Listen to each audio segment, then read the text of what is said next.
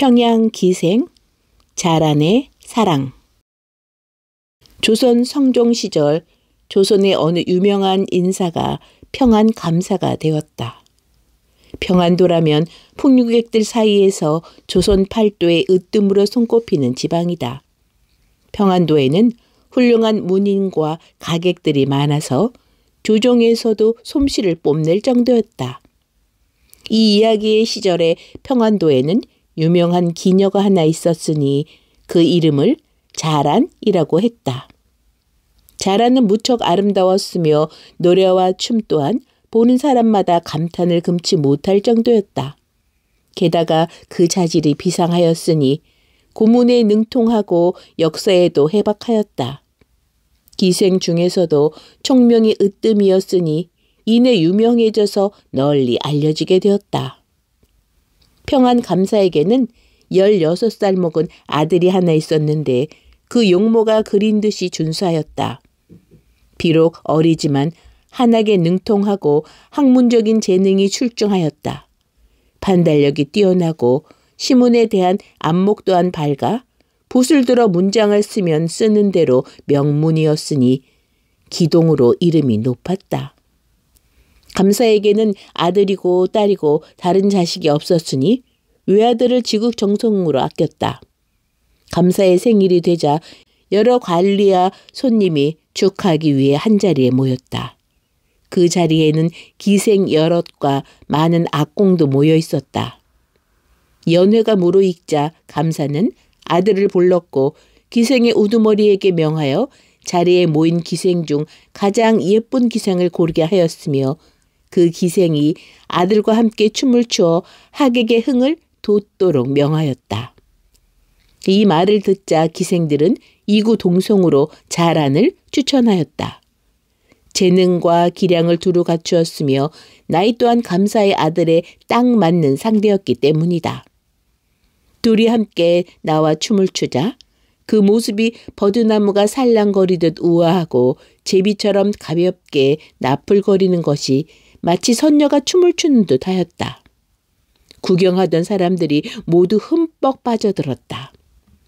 감사 또한 몹시 흡족하여 자란을 불러 연석에 앉히고는 진수성찬을 함께 하도록 하였으며 비단을 선물로 주었고 그날 이후로도 그의 아들을 시중 들도록 명하였다. 생일 잔치 이후로 그 둘의 우위는 깊어졌고 서로를 아주 좋아하게 되었다. 둘의 사랑은 고금의 이야기를 통틀어도 드물 정도로 깊어만 갔다. 감사의 임기가 6년이나 더 연장되어 그들은 평안도에 계속 머물렀다. 그러나 결국 돌아가야 할 시간이 왔으니 평안 감사 내외는 아들이 자란과 헤어지는 것이 걱정스러웠다. 억지로 둘을 떼어놓자니 아들이 상사병으로 죽을까 걱정이고 부인도 아닌 자란을 같이 데려가자니 아들의 명망이 걱정이었다. 내외는 마음을 정하지 못하고 그 문제를 아들이 직접 정하게 하였다. 내외는 아들을 불러 말을 꺼내었다. 부모라 할지라도 아들의 남녀 문제를 마음대로 좌우하지 못하겠구나. 어쩌면 좋겠느냐. 네가 자란을 아끼는 마음이 깊으니 헤어지기가 참으로 어려울 테지만 결혼도 하지 않은 몸으로 기생을 옆에 두는 것은 모양새가 좋지 못하구나. 혼사길이나 벼슬길에도 좋지 못할 것이다. 하지만 양반으로서 첩을 들이는 것은 흠이 아니니 네가 생각하기에 좋은 대로 하여라. 아들이 대답하였다. 어려울 거 없습니다. 자란이 눈앞에 있을 때는 제 전부나 다름없지만 고향으로 돌아갈 때가 되면 자란도 헌신짝처럼 한쪽에 치어들 뿐입니다. 그러니 부디 걱정하지 마소서. 감사 내외가 참으로 기뻐하며 말하기를 참으로 사내답구나 라고 하였다. 헤어질 때가 되자 자란이 워낙 서럽게 울어서 주변 사람들은 안쓰러움에 자란을 차마 바라보지 못했다. 그러나 감사의 아들은 무덤덤한 것이 별다른 기색이 없었다. 지켜보던 사람들이 그 꿋꿋한 태도에 감탄할 지경이었다. 그는 비록 자란과 6년이나 연애하였으나 단 하루도 헤어진 적이 없었기에 이별이라는 것이 어떤 것인지 헤어지는 감정이 어떤 것인지 전혀 알지 못했다. 감사는 한양에 돌아와서 대사원에 제수되었고 아들 또한 한양에 같이 왔다. 귀향 후 말이나 행동으로 표현한 적은 없었으나 도룡의 마음속에 자란에 대한 연모는 점점 커져만 갔다. 감시를 치를 때가 되자 도룡의 부친은 아들에게 친구들과 함께 가까운 절에 들어가서 과거 공부를 하게 시켰다. 그리하여 절에 들어간 어느 날 밤, 그날 하루 공부를 마치고 모두 잠자리에 든 무렵이었다. 도룡은 마당으로 몰래 빠져나왔다. 때는 겨울. 막디 맑은 달빛 아래 흰눈이 시리도록 쌓여 있었다. 깊은 산 속에는 정막만이 감돌아 바늘귀 떨어지는 소리마저 들릴 정도였다. 도룡이 고개를 들어 달을 보니 문득 가슴에 슬픔이 가득했다. 자란을 보고 싶은 사무치는 그리움에 미칠 것 같아 더는 견디지 못한 도룡은 그날 밤 바로 머나먼 평안도를 향해 뛰쳐나왔다. 털모자에 두꺼운 누비옷을 입고 가죽 허리띠에 무거운 신을 신고 걸으니 심리도 못 가 발병이 났다. 그래서 가까운 마을에 들러 가죽신을 집신으로 바꾸고 비싼 두건은 번거지로 바꿨다. 이렇게 먼 길에 나선 도룡은 구걸해 가며 여행을 계속했다. 툭하면 굶주리기 일쑤였고 밤에는 살을 애는 추위를 버티며 겨우 잠들었다. 부잣집 아들로 태어나 늘 비단 옷을 입고 산의 진미를 맛보며 대문 밖을 몇 걸음 벗어난 적도 없던 도룡이 수백 리가 넘는 길을 가야만 했다. 험한 눈길에 비틀거리며 겨우 걷다 보니 길이 더욱 멀기만 했다. 생전 고생이라고는 해본 적도 없던 도룡은 춥고 배고파서 죽을 지경이었다. 옷은 누더기가 되고 얼굴은 수척해지고 까매져 귀신 같은 몰골이 되었다. 그러나 도룡은 계속 걷고 걸었다. 하루하루 조금씩 결국 한 달을 꼬박 채우고서야 평안도에 이르렀다. 곧장 자란의 집으로 찾아갔으나 그녀는 없었고 자란의 어미만 있었다. 자란의 어미는 그를 보고도 누군지 알아보지 못하였다. 도룡은 자기가 전 평안 감사의 아들이며 자란을 사모하는 마음에 500리를 걸어왔다고 하였다. 도룡이 자란은 어디 있소?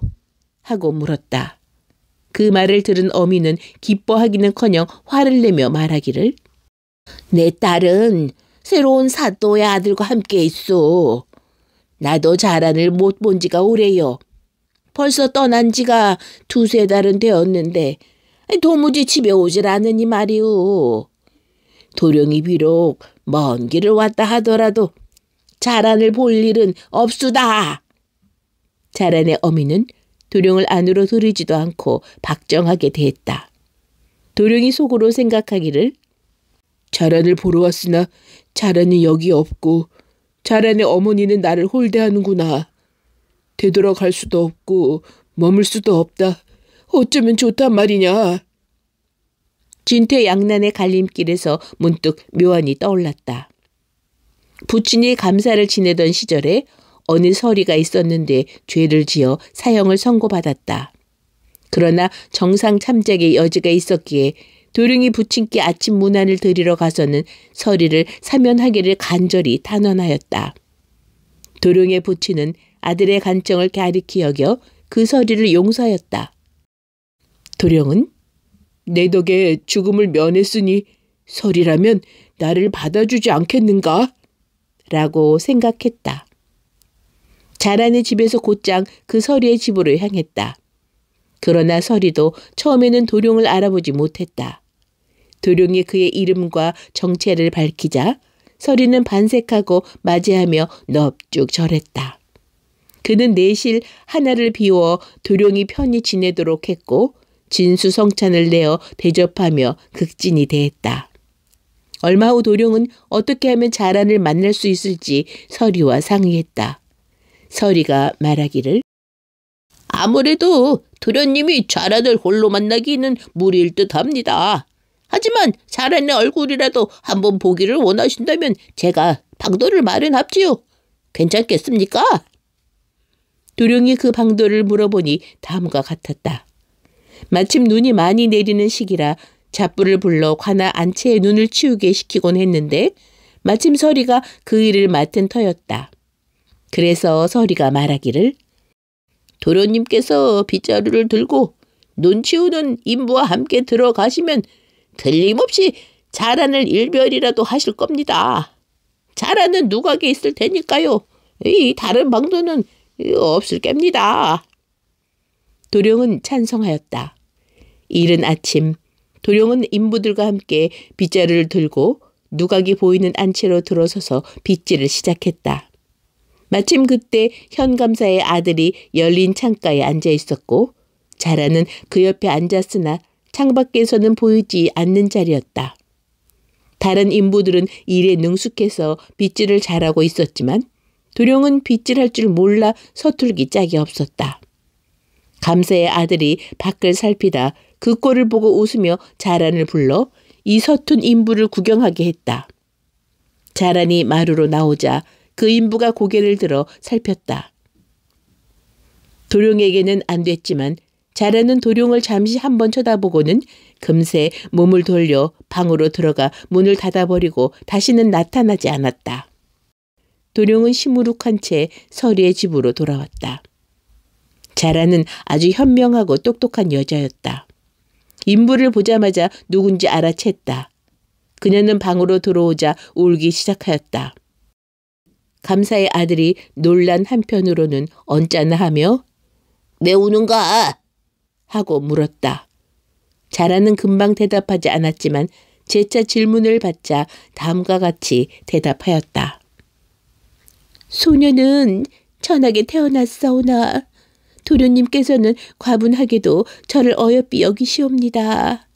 집에 들르지 못한 지가 벌써 2달이 넘었사옵니다. 소녀 참으로 몸둘 바를 모를 정도로 감사하오니 조금도 불만스러움이 없나이다. 하오나 소녀의 비난한 집에 소녀의 어머니가 홀로 계셔서 매년 아버지의 제사 때에는 제가 제사상을 준비하고 제를 지냈사옵니다.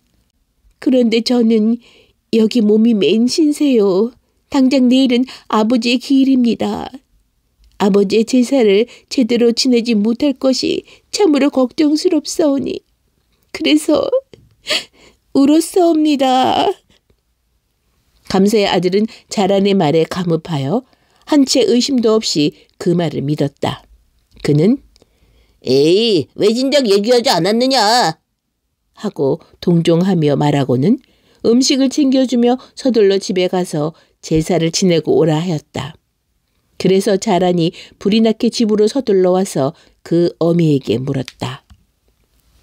기동 도련님이 오신 걸 보았어요. 여기 계신가요? 어디 계신지 아시면 알려주세요. 어미가 이르기를 그 도령이 널 찾아 여기까지 걸어온 건 사실이다. 하지만 네가 관아 안채에 있어 만날 길이 없다고 말해주니 떠나더구나. 도령이 어디 있는지는 모르겠다. 그러자 자란이 자리에 주저앉아 울기 시작했다. 어머니는 어쩜 사람이 그렇게 매정할 수가 있어요? 저는 도련님과 절대 헤어질 수 없어요. 절대 포기 안 해요. 우리가 만나서 같이 춤을 춘 게 16살 때였죠. 그건 사람이 짝지어 준 것처럼 보였겠지만 사실은 하늘이 우릴 짝지어 준 거였어요. 우리는 뗄래야 뗄 수 없는 사이가 되었고 우리 둘의 사랑에 피할 사랑은 없었어요. 비록 도련님이 저를 잊고 떠났다 하더라도 저는 절대 도련님을 잊어버릴 수가 없어요. 게다가 전임 사또님은 저를 사랑스러운 며느라기라고 하시면서 한 번도 저를 천히 여기시지 않으셨어요. 저를 어여삐 여기시고 선물도 많이 주셨죠. 지상이 아니라 천상에서 지내는 기분이었죠. 평양은 마치 배에 사람이 많이 탄 것처럼 선비나 양반이 많이 몰리는 도시지요. 그래서 제가 여태껏 많은 분을 보아왔지만 학식이든 인품이든 기동 도련님만한 분은 뵌 적이 없어요. 전 꼭 도련님을 찾을 거예요. 저를 버리실지라도 도련님을 잊을 수가 없어요. 저는 마땅히 죽는 날까지 절개를 지켜야 함에도 그러지 못했어요. 신임 사또의 권력과 영향력에 매인 몸이라지만 말이에요. 그런데 이런 천한 기생년을 보시려고 귀하게 태어나신 도련님이 천리길도 마다하지 않고 갖은 고생을 하며 오셨지요.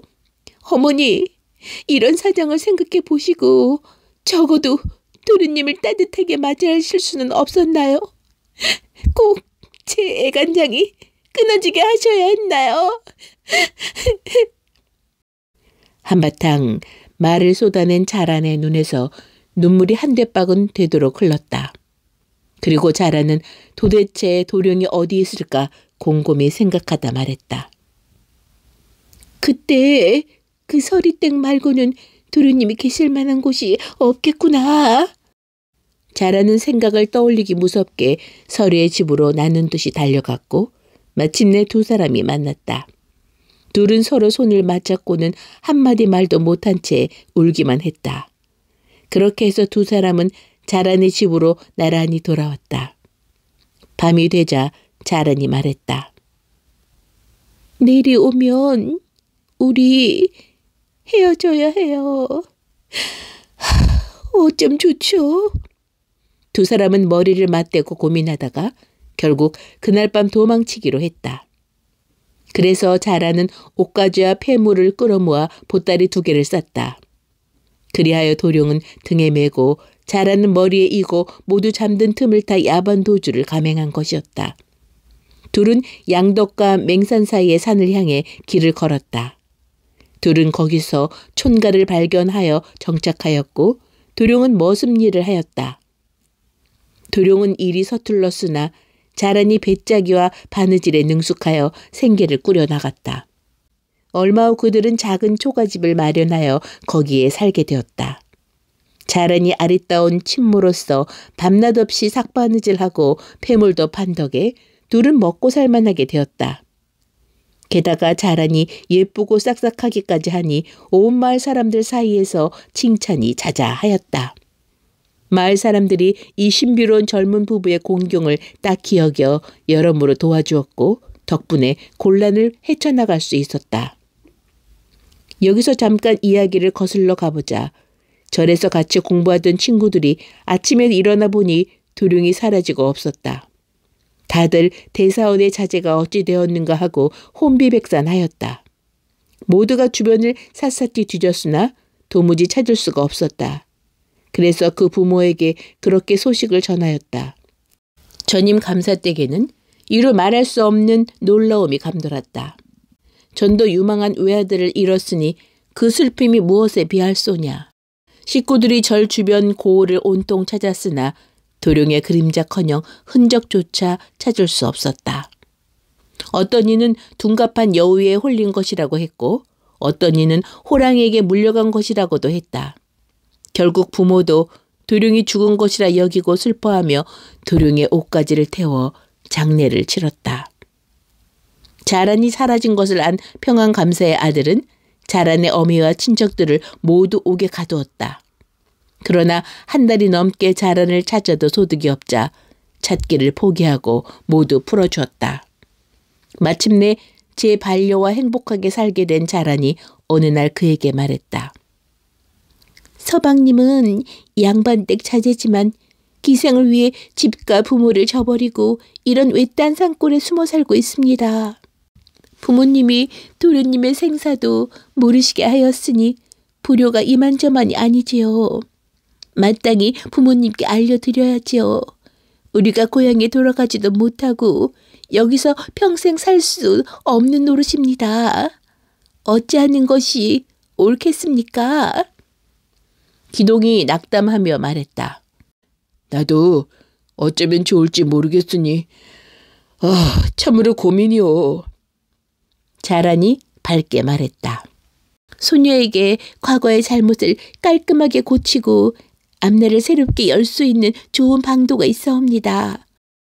이 방도를 행함으로써 서방님은 부모님께 효도하고 세상의 얼굴을 떳떳이 드실 수 있습니다. 동의하십니까? 어떤 방도를 권하는 것이오? 그 방도는 서방님이 과거에 급제하시는 것 단 하나뿐입니다. 그 수밖에 없사옵니다. 그 이상 말씀드리지 않아도 잘 아시겠지요? 그렇구려. 임자의 말이 참으로 옳소. 하지만 필요한 책을 어떻게 구한단 말이오? 그런 걱정하지 마세요. 제가 구해오겠사와요. 그날 이후로 자라는 길을 쓰고 온 마을 이웃들에게서 책을 구하러 다녔다. 그러나 산골 마을이다 보니 책이 거의 없었다. 그러던 어느 날 마침 마을에 행상이 들렀는데 보찜에서 책 한 권을 꺼내놓고 파는 것이었다. 마을 사람 몇몇이 벽지로 쓰려고 사려 했으나 자란이 잽싸게 챙겨와 기동에게 보였다. 그 책은 바로 과거 시험 준비용 책으로 온갖 시제를 정리해 놓은 책이 아니겠는가? 작은 글씨로 쓰인 두꺼운 책이라서 수천에 이르는 시제와 답안이 정리되어 있었다. 기동이 기뻐하며 말했다. 이 책만 있으면 과거 시험 준비로 충분하오. 자라는 그 책을 사서 기동에게 주었고 기동은 그날부터 매일같이 열심히 공부했다. 밤이면 촛불을 켜고 공부했고 그 옆에서 자란이 비단을 짰다. 기동이 잠시라도 게으름을 피올라치면 자란이 옆에서 독려하였고 그렇게 2년간 열심히 공부하였다. 기동은 원래 학문의 자질이 뛰어났던 터라 나날이 그 실력이 일취월장하였다. 붓을 놀려 글을 쓰면 참으로 명필이요. 문장을 쓰면 참으로 견줄 데가 없는 명문장이라 어느 모로 보나 과거의 장원급제하기에 부족함이 없는 실력이었다. 마침 어전에서 특별 과거 시험을 연다는 공고가 게시되었다. 그래서 자라는 음식과 여타 필요한 짐을 챙겨 기동이 한양으로 과거를 치르러 걸어가도록 하였다. 마침내 한양에 당도하여 궁궐의 시험장에 이르렀다.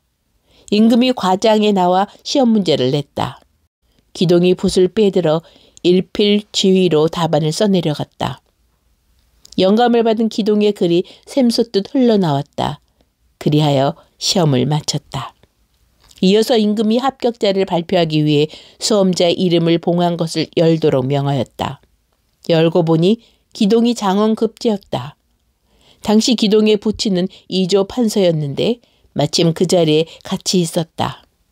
임금이 이조 판서를 불러 묻기를 장원급제가 경의 아들인 것 같은데 어찌하여 부친을 이조 판서가 아니라 대사원이라고 적었는가? 어찌된 연유요? 임금이 기동의 부친에게 답안지를 건네며 물었다. 이조 판서가 의아해하며 답안지를 받아들고 보더니 이내 눈물을 흘리며 말했다. 신의 아들이 맞사옵니다. 3년 전 제 아들이 친구와 함께 과거 공부를 하기 위해 절에 들어갔사오나 어느 날 밤 사라졌사옵니다. 백방으로 수소문하였으나 그 이후로 소식을 듣지 못하여 호환을 당한 것으로 짐작하고 장사를 지내고 온 가족이 애도하였습니다. 신에게는 이 외동 아들밖에 없사옵니다. 타고난 재주가 뛰어난 아이를 허망하게 잃었으니 마치 어제 일인 듯 기억이 생생하여 잊을 수가 없사옵니다. 그런데 이제 답안지를 보니 제 아들의 글씨가 틀림없습니다. 이 아이를 잃었을 때 제 벼슬이 대사원이었으니 제 벼슬에 대사원으로 적었나 봅니다. 그러나 아들이 지난 3년간 어디서 지냈는지 어떻게 과거를 치르게 되었는지 알지 못하나이다. 임금이 이 말을 듣자 참으로 놀라 대소신료에게 명하여 당장 장원급제자를 대령케 하였다. 그리하여 학창의를 입은 기동이 어전에 대령하였다. 급제자를 발표하기도 전에 불렀으니 제신들이 궁금하게 여겼다. 임금이 저를 떠난 이유와 지난 3년간 지낸 곳을 물었다. 기동이 고개를 숙이고 말했다. 불조소생, 참으로 불효하여 부모님을 떠나 강생의 도리를 지키지 못하였으니 벌을 받아 마땅하옵니다. 임금이 답하기를, 임금 앞에서 감추는 일이 있어서는 안 되느니라. 네 허물을 책망하지 않을 터이니 그간의 사정을 모두 일러보아라. 그러자 기동이 임금에게 자신의 사연을 털어놓았다. 대소신료가 다 같이 귀 기울여 들었다. 임금이 한숨을 내쉬고는 기동의 부친에게 말했다. 경의 아들은 잘못을 뉘우치고 고치려 하였소. 장원 급제하여 이제 관원이 되었으니 이 여자에게 빠진 것을 책할 필요는 없지 않겠는가. 경의 아들이 저지른 과거의 허물을 용서하고 새 출발을 하도록 하시오. 임금이 기동에게도 이르되, 자란이라는 여인은 그대와 함께 두메산골에 살면서 과거를 치르도록 돕기까지 했으니 참으로 범상치 않은 여인이로다. 그대가 복귀한 공은 자란이 세운 방도 덕이 아닌가. 이 자란이라는 여인은 기생으로 여길 수 없으니 정실로 삼도록 하라. 그리고 면천하여 지아비와 같은 사족으로 삼아 그 자손 대대로 음서토록 하여라. 그리하여 기동은 장원급제의 영광을 누리게 되었고 이조 판서는 살아 돌아온 아들을 제외했다. 어사화를 쓴 아들을 맞이하니 온 집안이 기쁨에 둘러싸였다. 그리고 판서는 가마와 하인을 보내 자란을 데려오니 자란은 큰 경사를 기뻐하며 판서 자제에 정실이 되었다. 후일 판서의 자제는 정승의 자리에 올랐으며 그 이후로도 100년 해로하였다고 한다. 스라에 두 아들을 두었는데 모두 과거에 급제하여 높은 벼슬에 올랐다고 한다.